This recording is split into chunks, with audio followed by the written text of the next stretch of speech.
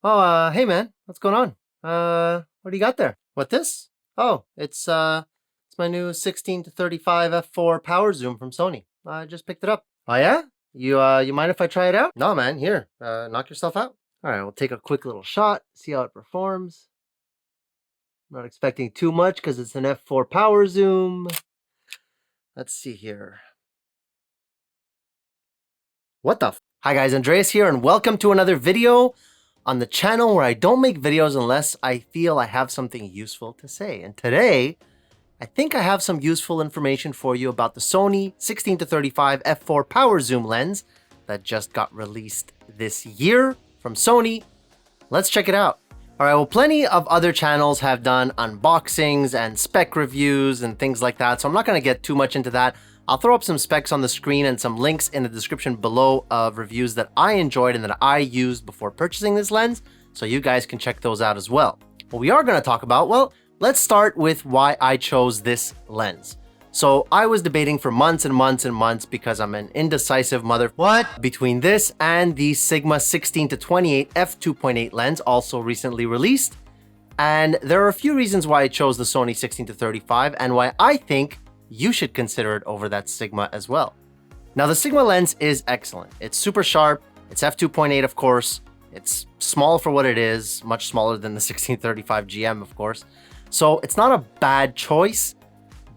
But man, this 1635 power zoom, it is a little bit smaller than the Sigma. It is weather sealed, which the Sigma is not. So that's one benefit you get with it. And despite the fact that it's f4, I didn't really find it all that limiting in low light. More on that in a moment. The other reasons I chose it was the extra focal range. Of course, it goes to 35 instead of 28 millimeters, so that's a big plus. And the autofocus, I would argue, is quite a bit better than the Sigma and significantly better than the Tamron 17 to 28. So none of those lenses are bad by any stretch. It's just that this being a Sony lens and a recent Sony lens at that with the latest linear motors, it is going to be basically perfect in autofocus. So that's another huge benefit.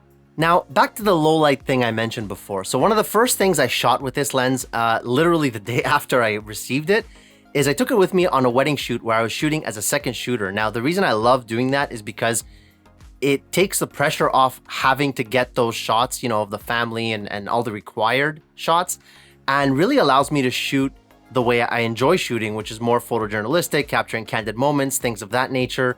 And I use this lens a ton, both indoors and outdoors. And where it surprised me the most was during the wedding reception, because usually at wedding receptions at, you know, these reception halls, there's usually some kind of spotlight or lighting system or lighting rig that the DJ has to light up the dance floor and so forth. The couple in this case didn't want any of that. So all we had to work with was ambient lighting in the reception hall. So that made it twice as challenging, right? And that's where this lens really impressed me, because I used it for dance floor shots. I used it for portraits of the bride and groom during the reception, and it performed amazingly. Now, of course, beyond that, this lens is going to be fantastic for landscape photography, as you can see from these samples over here, shooting at basically any aperture you want, because it's super sharp at f4 wide open, which is also very, very impressive. And you can get pretty close to your subject at 35 millimeters as well, allowing for some kind of macro-like shots, depending on the situation. And surprisingly, at 35 mil and f4, you can get a decent amount of subject separation as well. So as a walk-around lens, I actually love this thing. Originally, I had the Sigma 28 to 70 f2.8 as my walk-around lens. It was a little bit bigger than I'd like on my Sony a7C, especially when it comes to hiking and street photography, where I prioritize size and weight.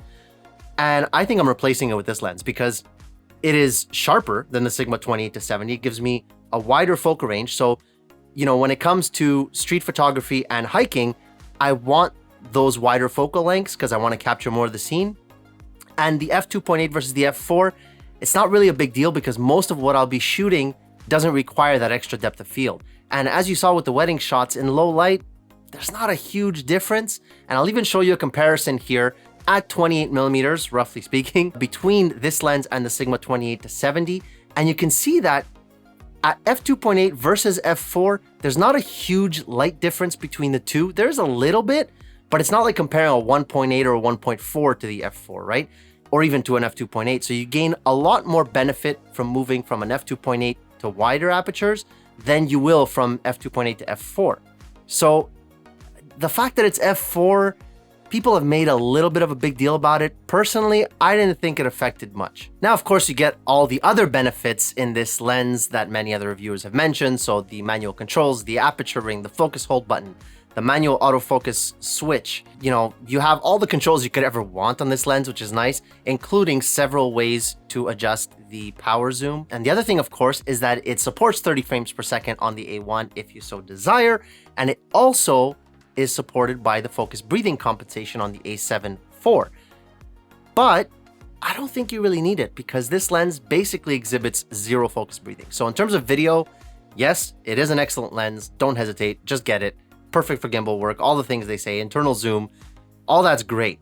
But what I really wanted to focus on in this video is all the things that people listed as negatives or cons maybe, like the f4 aperture and things like that.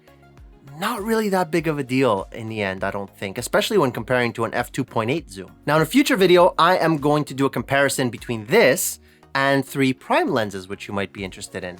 The 35 1.8 from Samyang, the 24 1.4 GM, which I recently also picked up, and the Sony 20mm f1.8.